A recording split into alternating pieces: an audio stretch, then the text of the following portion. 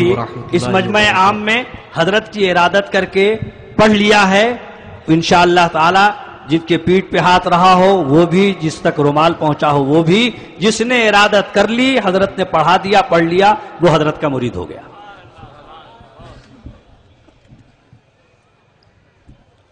السلام علیکم ورحمۃ اللہ وبرکاتہ.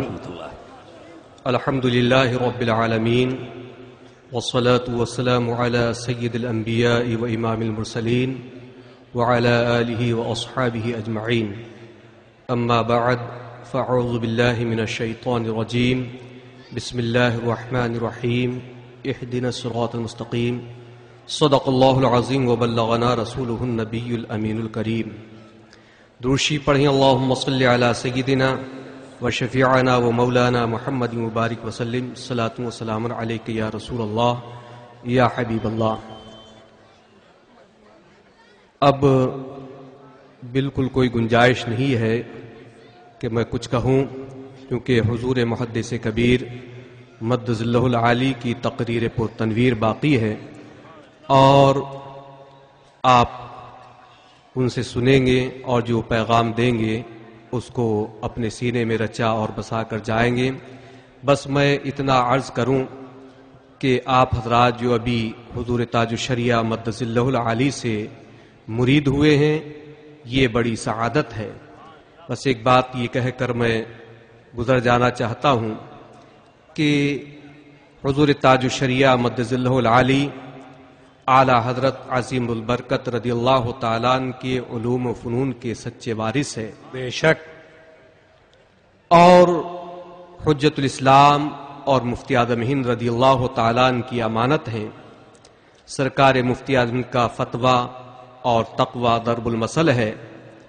ان کو میں نے تو اپنی آنکھوں سے نہیں دیکھا، لیکن جن آنکھوں نے دیکھا بالخصوص ایک عالم ربانی عارف حقانی حضور محدث کبیر مد ظلہ العالی سے میں نے سرکار مفتی اعظم کے بارے میں جو قرآن اور حدیث کے آئینے میں سنا، نہ اس کے بیان کرنے کی اس وقت میں گنجائش ہے.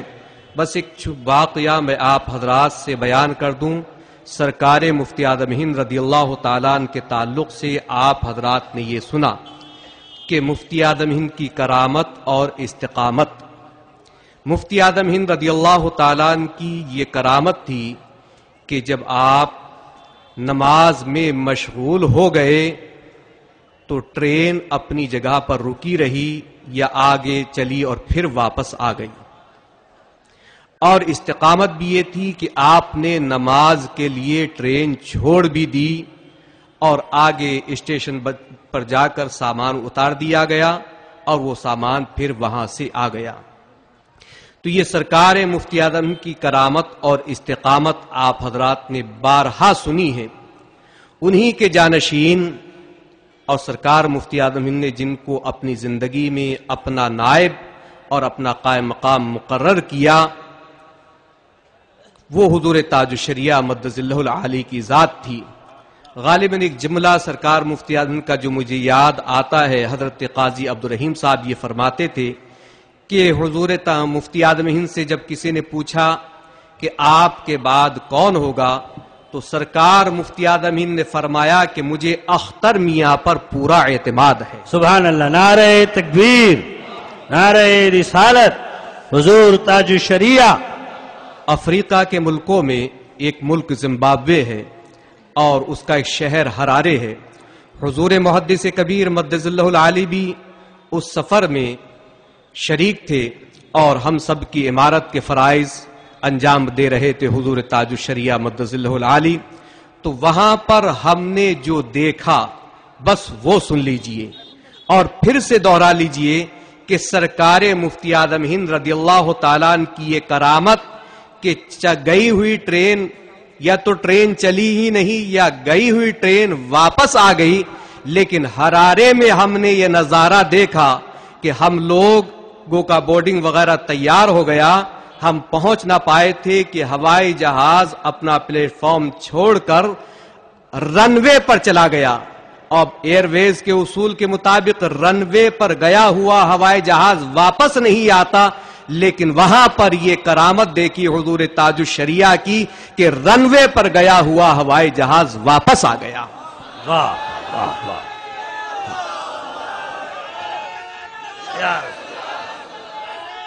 زندہ باد تاج الشریعہ.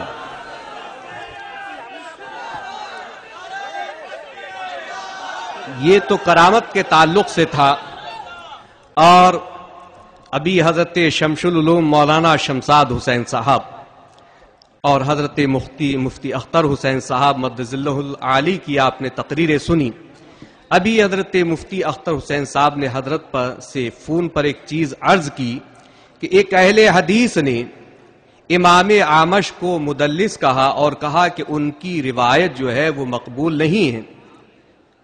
تو حضور تاج الشریعہ مدظ اللہ العالی نے ان کے فون کے بعد لیٹے لیٹے حضرت امام اعمش رضی اللہ تعالیٰ عنہ کی ثقاہت پر اور ان کے ثقہ ہونے پر تقریباً 9 صفحات کا مضمون تحریر کرا دیا. کتنی بڑی خدمت انجام دے رہے ہیں. بس یہاں پر ایک بات یہ عرض کر کے علماء کرام سے بالخصوص حاجی عبدالرب صاحب اور یہ سب حضرات جانتے ہیں کہ حضور تاج الشریعہ مدظ اللہ العالی کی جو اس وقت حالت ہے، واقعی میں آپ حضرات بھی اگر اس حالت کو دیکھتے تو سب کا یہی فیصلہ ہوتا کہ حضور تاج الشریعہ ابھی گھر پر رہیں، کہیں کا سفر نہ کریں. لیکن یہ یہاں پر تشریف لائیں. کیوں؟ اس پر ایک حدیث مجھے یاد آ رہی ہے. اللہ کے پیارے رسول صلی اللہ علیہ وسلم ارشاد فرماتے ہیں روحۃ فی سبیل اللہ خیر من الدنیا وما فیہا وفی روایت وموضع صوت فی الجنہ، کہ اللہ کے راستے میں چلنا یعنی تبلیغ دین اور اشاعت سنیت کے لیے یہ چلنا، ایک قدم بھی چلنا، یہ جو کچھ دنیا میں ہے، جو کچھ دنیا ہے اور دنیا میں جو کچھ ہے سب اس سے بہتر ہے. تو حضور تاج الشریعہ اس حدیث پر عمل کرتے ہوئے تشریف لائیں. آپ حضرات سے یہ گزارش ہے کہ بس آپ نے زیارت کی اور جب حضرت تشریف لے جائیں تو کوئی مسافہ نہ کرے. حضرت کی کمر پر جیسا کہ لوگوں کی عادت ہوتی ہاتھ لگاتے ہیں، ہرگز نہ کریں، اس لیے کہ کمر میں ایک پھوڑا ہے جس میں بڑی شدید تکلیف ہے. آپ حضرات کی محبت تو یہ ہوگی کہ آپ حضرات چومے دست بوسی کریں، لیکن آج محبت کا تقاضا یہ ہے کہ حضور کو تکلیف نہ ہو. آپ حضرات بالکل یہ بتا دیں کہ اہل بنارس نے حضرت کو تکلیف نہیں دی اور بہت ادب و احترام میں دور رہیں. ویسے بھی ہم ادب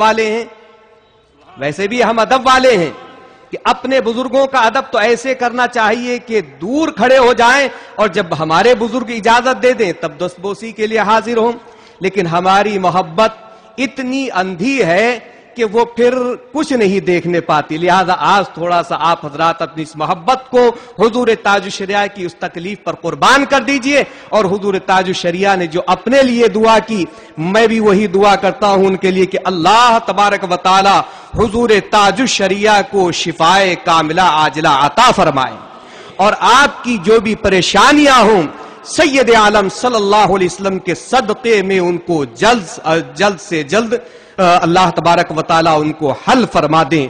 اور حضور محدث کبیر بھی کو بھی تکلیف ہے ان کے ہاتھ میں، اللہ تبارک و تعالیٰ ان کو بھی شفائے کاملہ عاجلہ عطا فرمائے. آمین ثم آمین. استغفر اللہ العظیم. یہ حضور محدث کبیر مدظ اللہ العالی کی خدمت میں منتظمین جلسہ کی تحفہ طرف سے پیش کیا جا رہا ہے اور میں عرض کر رہا ہوں کہ حضور اب مائک پر تشریف لے آئے. اور یہ حضور مفتی عبدالواجد صاحب مفتی اختر حسین جی مفتی اختر حسین صاحب. اچھا ماشاءاللہ.